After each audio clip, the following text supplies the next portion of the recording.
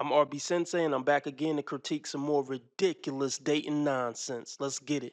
Let's talk about starting a new relationship in your 50s. Or, here's another idea that's going to be very controversial. You could shut the up. This hits really differently. Starting a new relationship in your 50s, you're not looking for entertainment anymore. You're looking for alignment. You're not performing. You're paying attention. You're not chasing potential. You're choosing peace. When you have lived enough life, you stop handing out front row seats to people who cannot hold the weight of who you have become. You notice red flags faster. You ask better questions. You honor your needs instead of apologizing for them. And the beautiful part is this: when you've done the work, a new relationship isn't about filling a void. It's about creating something meaningful with someone who actually matches your energy. If you're in your 50s and starting over, just remember this: you're not behind, you're not late, you're just finally choosing from clarity instead of survival mode. And that's when everything gets really good. I refuse to believe y'all actually think y'all are helping women by spreading this BS. Do you really want to take life advice from a 50-plus-year-old woman still trying to dress like a teenager? The more a woe gets in tune with herself and get in tune with her emotions and feelings and wants and get in tune with her own program, the less she's going to be compatible with getting on a man's program. Men in their 50s are still looking for what they always look for in women: submissiveness, cooperation, kindness, the ability to be molded. And as you just said in this video, look, that's not going to be you, and that's not going to be 90% of 50-plus-year-old women. So why don't y'all just date each other? Okay, let's talk about something right now. People are asking me, how's the dating going? Dating over 50. Want to know how it's going? Oh, no, not at all. It's a shit show. Is there anybody normal? Is there anybody normal? They're either an alcoholic, a drug addict, they hate their mother, I don't know, con artist. I think I'm going to be celibate. Thank you, Jesus! Got all these lip fillers in, these ridiculous glasses on. She's cursing up a storm. Have you ever considered the fact that maybe you're not a good person and that's why you're in this crappy pool? Have you ever considered that? Have you ever considered that like attracts like? Yes, this is what the dating pool is going to be like over 50. Normal, decent people are still married or just not looking. And yeah, a lot of men have beef with their mothers because a lot of men had horrible mothers. Kind of like what I would expect you are if you have kids.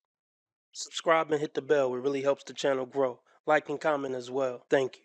Is this the same woman? Hold on. Yeah, it's the same woman. Look at that nice house. Look at that mansion she's in. I don't know if that's her house. That might be her house. I wonder what man did she steal that house from in divorce?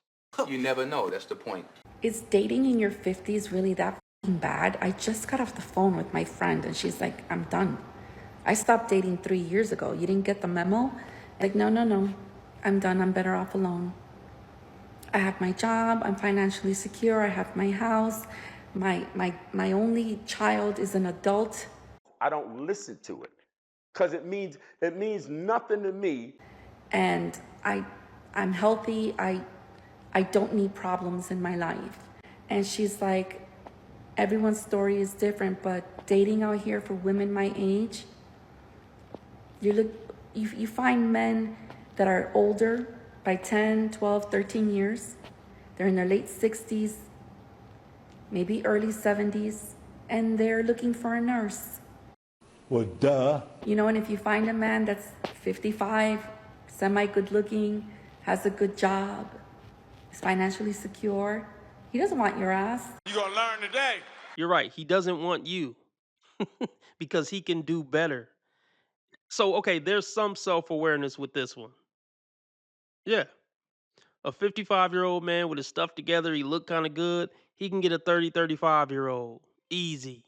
He can get a 35-year-old easy. The question is, why didn't dating and your romance life work out from 15 to 50? That's what she won't dive in on. Why am I still single? I get that question constantly. And the short answer is the obvious answer, which is I have not met the one yet. Grow the fuck up. Grow up. With that being said, I am not actively out there looking. And why is that? Because I have a very full life and I am very content. We don't believe you. We don't believe you. And I am not missing that. I don't feel like I'm missing anything. So I think that that like blows people's minds. I don't care. That, you know, how could she possibly be complete without a man? But I really am. Why am I still single at 57 years old? Look, we know the answer to that. Is she content? I don't know. But I would say usually when people are content, they don't got to get on the internet and tell people how content they are. That's the number one sign somebody's not content. And she said something about, I haven't found the one. First off, there's no such thing as the one. You find some a-hole to get through life with, you know what I mean? Compromise with, and just do the best you can. It's not rocket science. Only women make this stuff so complicated. Get with some guy who like you like him, you're willing to put the effort in and just ride out. There's going to be ups and downs. There's no fairy tale coming. There's no one. And if there was a one and you didn't meet him by 57, there's no one for you specifically. If you haven't been able to find the one in 4 decades. This whole threat of women, oh, you're gonna grow old and die alone. No, we're not. That's not a threat. We have our friends. We have our sisters with us. Did you ever see the Golden Girls, my dude? Oh my God. That's not a cautionary tale. It's a goddamn victory lap. This is for all the 50-something women out there that are single and for the men that want to date them. Dating when she's finally happy alone is a different game because now she's not dating out of loneliness. She's not dating because she's bored or broken or trying to fill a void. She's dating from a place of peace, of snacks, of silence and sweatpants, and she's questioning everything. Like, why would I trade this little cozy bubble of emotional stability for a man who makes me feel anxious, confused, or constantly second-guessing myself? What you mean to say is all the niggas you up with ain't shit. You think I'm gonna give up eating ice cream straight from the tub in a hoodie that smells like heaven to babysit someone's grown-ass ego? Please. When a woman is happy alone, she's no longer impressed by bare minimum energy.